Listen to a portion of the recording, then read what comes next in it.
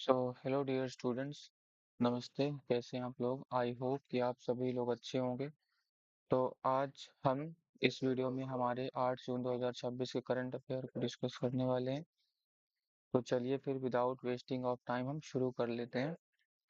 तो हमारा पहला क्वेश्चन कहता है, आर्थिक मामलों की कैबिनेट समिति CCEA ने हाल ही में 24,249 करोड़ से अधिक की 4 प्रमुख राष्ट्रीय राजमार्ग परियोजनाओं को मंजूरी दी है। निम्नलिखित में से कौन सा राज्य इसमें शामिल नहीं है? तो हमारे पास यहाँ पे 4 ऑप्शन है।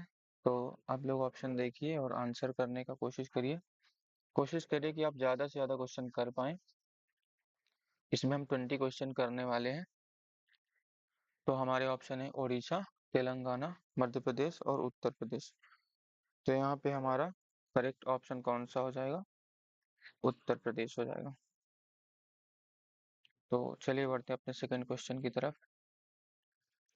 दूसरा क्वेश्चन है हमारा, पेंशन फंड नियामक और विकास प्राधिकरण PFRDA द्वारा ग्राहकों के लिए ऑनबोर्डिंग को सुव्यवस्थित और सरल बनाने के लिए कौन सा डिजिटल प्लेटफॉर्म लॉन्च किया गया है? तो यहाँ पे PFRDA ने कौन सा डिजिटल प्लेटफॉर्म लॉन्च किया है? तो आपके पास 4 ऑप्शन है। DG NPS है, स्टार NPS है, जन समर्थ पोर्टल है और PFRDA कनेक्ट है। तो आप आंसर करने का कोशिश करिए।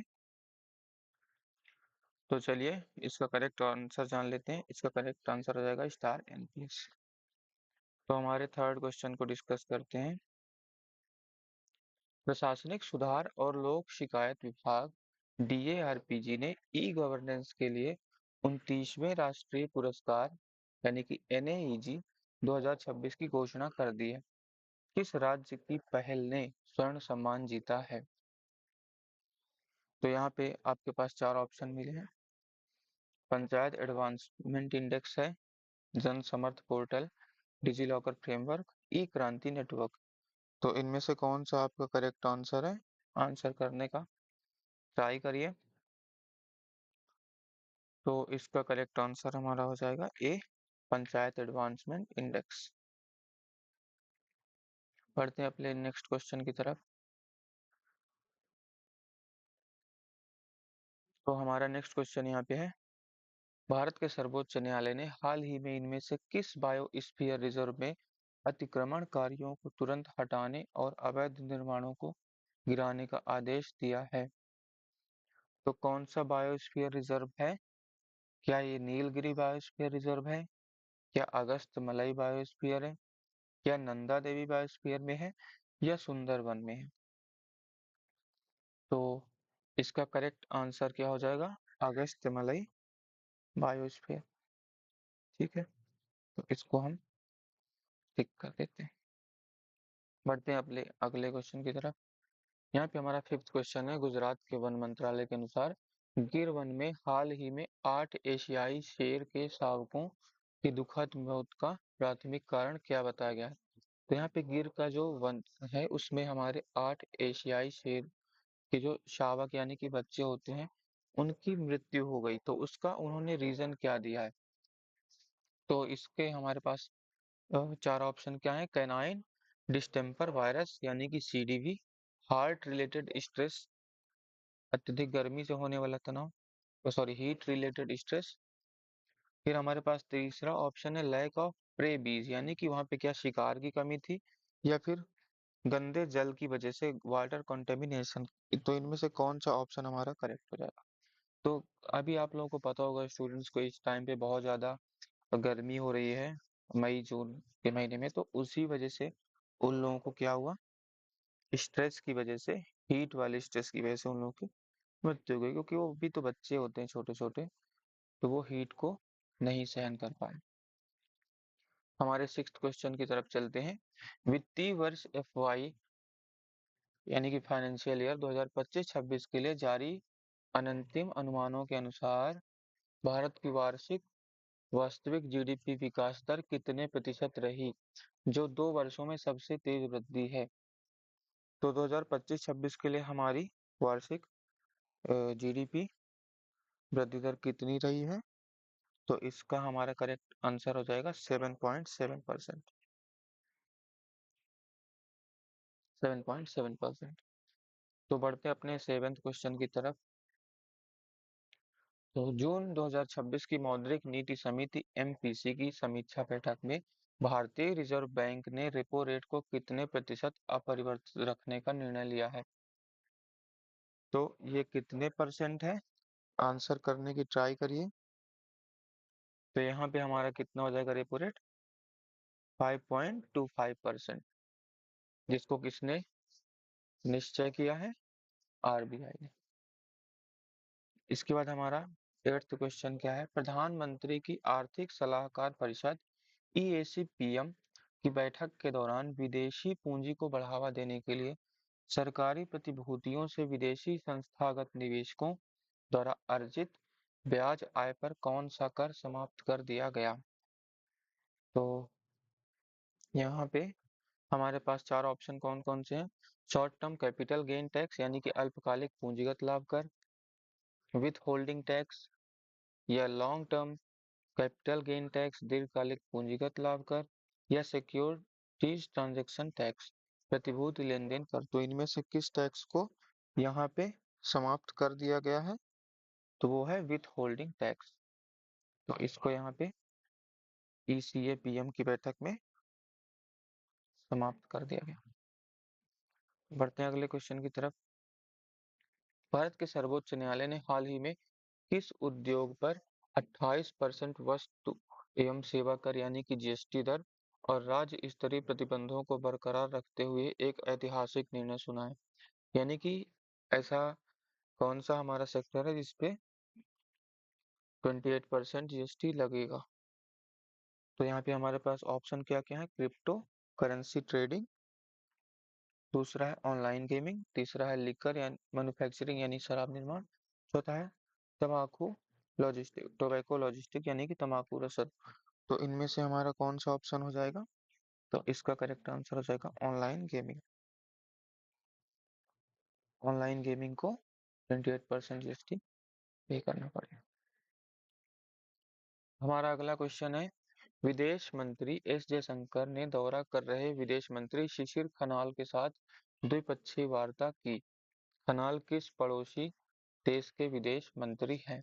तो जैसा कि हमारे इंडिया के विदेश मंत्री हमारे एस जयशंकर जी हैं, तो उन्होंने किसी अदर कंट्री के विदेश मंत्री शिशिर खनाल से वार्तालाप किया। तो वो किस देश के विदेश मंत्री हैं? आपके पास चार ऑप्शन है, बांग्लादेश, भूटान, नेपाल, श्रीलंका। तो इसका हमारा करेक्ट ऑप्शन हो जाएगा सी, नेपाल। बढ़ते हैं अगले क्वेश्चन की तरफ। भारत और यूनाइटेड किंगडम यूके ने संयुक्त रूप से नई दिल्ली में ग्लोबल सप्लाई चेन ऑब्जर्वेटरी यानी जीएससीओ की शुरुआत की। यह वेधशाला विशेष रूप से किस क्षेत्र के लिए समर्पित है? तो जीएससीओ किस क्षेत्र के लिए समर्पित है? सेमीकंडक्टर मैन्युफैक्चरिंग या क्रिटिकल मिनरल्स, ग्रीन हाइड्रोजन या साइबर सिक्योरिटी। तो हमारा यहाँ पे क्या हो जाएगा? करेक्ट ऑप्शन हो जाएगा हमारा बी, क्रिटिकल मिनरल्स।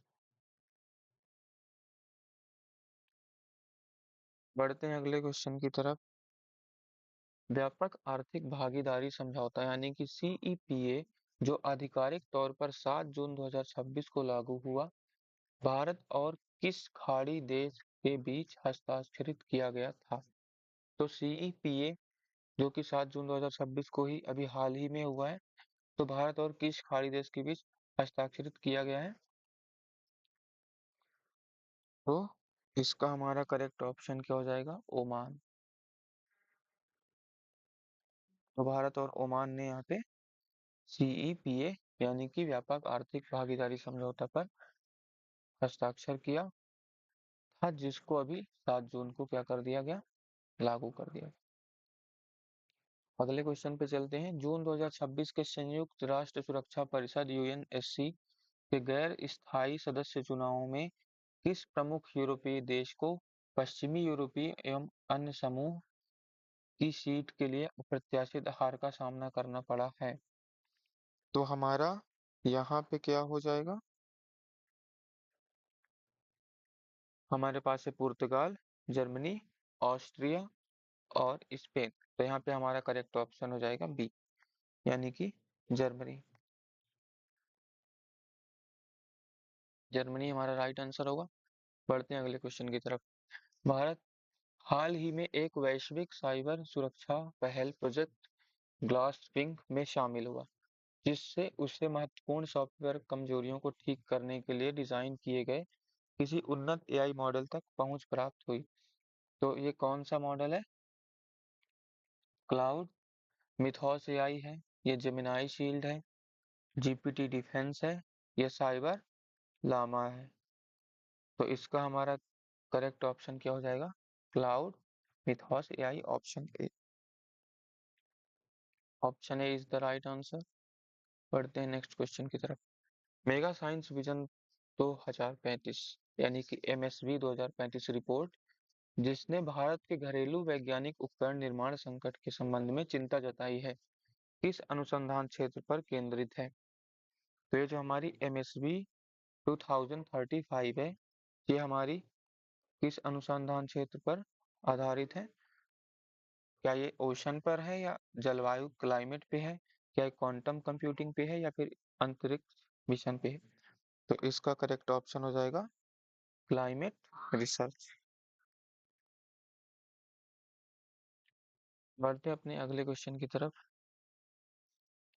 हमारा अगला क्वेश्चन है, भारतीय आयुर्विज्ञान अनुसंधान परिषद यानी कि आईसीएमआर द्वारा आयोजित प्रीवेंटवी प्रिवेंट क्लिनिकल ट्रायल ने साबित किया कि स्वदेशी टीके पीपीएम 1002 और इम्यूवैक किस बीमारी के खिलाफ महत्वपूर्ण सुरक्षा प्रदान करते हैं? तो यहाँ पे हमारे पास ऑप्शन क्या क्या है? तो है एक्स्ट्रा पल्मोनरी ट्यूबरकुलोसिस टीबी, दूसरा ऑप्शन मलेरिया, तीसरा सीवियर डेंगू, चौथा है सर्वाइकल कैंसर यानी कि गर्भाशय ग्रीवा का कैंसर। तो हमारा राइट आंसर क्या हो जाएगा? एक्स्ट्रा पल्मोनरी ट्यूबरकुलोसिस यानी कि टीबी के खिलाफ ये हमारे दोनों टीके क्या हैं? महत्वपूर्ण सुरक्षा प्रदान करते हैं। पढ़ते हैं अगले क्वेश्चन की तरफ। क्वेश्चन नंबर 17 है हमारा, हाल ही में किस आर्द्र भूमि यानी कि वेटलैंड को आधिकारिक तौर पर भारत के 100वें रामसर स्थल के रूप में नामित किया गया है? तो अभी हमारे पास 100th रामसर साइट यहाँ पे नॉमिनेटेड हो चुकी है। तो ये हमारी कौन सी रामसर साइट है? आपके पास चार ऑप्शन है। दीपो दीपोर व्हील अभयारण्य, जयप्रकाश नारायण पक्षी अभयारण्य, आसन संरक्षण रिजर्व और कावरताल आर्द्र भूमि। तो हमारा इसका करेक्ट ऑप्शन क्या हो जाएगा? Jayaprakash Narayan birth century. इसको क्या किया गया आधिकारिक तौर पर? 100वां रामसर स्थल घोषित किया गया। बढ़ते हैं अगले क्वेश्चन की तरफ। राष्ट्रीय सोवा रिगपा संस्थान NISR ने मिशन लाइफ पहल के तहत एक सामान्य योग प्रोटोकॉल सत्र का आयोजन किया। यह स्वायत्त संस्थान कहाँ स्थित है? तो NISR कहाँ पे स्थित है? तो हमारे पास यहाँ पे फिर से चार ऑप्शन है कि धर्मशाला हिमाचल प्रदेश में है, या लेह लद्दाख में है, देहरादून उत्तराखंड में है, या गंगटोक सिक्किम में है। तो इसका हमारा करेक्ट ऑप्शन क्या हो जाएगा? ऑप्शन बी, यानी कि लेह लद्दाख में ये स्थित है। तो स्टूडेंट्स बढ़ते हैं अपने लास्ट टू क्वेश्चंस की तरफ। संयुक्त राज्य अमेरिका ने उत्कृष्ट master of military art and science MMAS thesis के लिए किस भारतीय सेना के अधिकारी को प्रतिष्ठित बीरर ब्रुक्स पुरस्कार से सम्मानित किया गया? तो यहाँ पे किस भारतीय अधिकारी को, सेना के अधिकारी को ये बीरर ब्रुक्स पुरस्कार मिला है? Major Prabhat Mishra, major Vikram Batra, lieutenant colonel Abhinav Mishra, colonel Gurpreet Singh. तो इसका हमारा करेक्ट ऑप्शन हो जाएगा option A, major Prabhat Mishra. तो बढ़ते हैं अपने लास्ट क्वेश्चन की तरफ।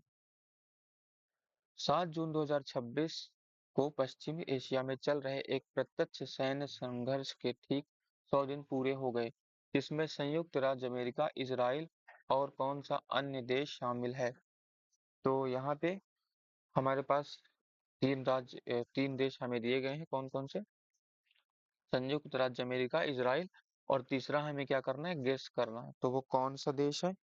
हमारे पास चार ऑप्शन है, सीरिया, यमन, ईरान और लेबनान। तो इनमें से करेक्ट ऑप्शन क्या हो जाएगा? ईरान। तो जैसा आपको पता होगा कि अभी कुछ टाइम से एक कॉन्फ्लिक्ट चल रहा था इन कंट्रीज के बीच में। तो इसमें हमारा ईरान और इजराइल के बीच में चल रहा था, जिसमें अमेरिका हमारा मीडिएटर बना हुआ था। तो उन्होंने 100 डेज पूरे कर लिए। तो आई होप स्टूडेंट्स ये करंट अफेयर के सारे क्वेश्चंस आपके लिए यूजफुल रहे होंगे। और अगर आप ये 20 क्वेश्चंस डेली करते हैं करंट अफेयर के, तो आपका करंट अफेयर बहुत ही अच्छा हो जाएगा और आप कोई भी एग्जाम, चाहे वो एसएससी हो चाहे वो रेलवे हो, आप उसको इजीली करंट अफेयर के सारे क्वेश्चन कर सकते हैं। तो thank you for watching this video, और अब मिलते हैं अपने कल वाले करंट अफेयर। Thank you.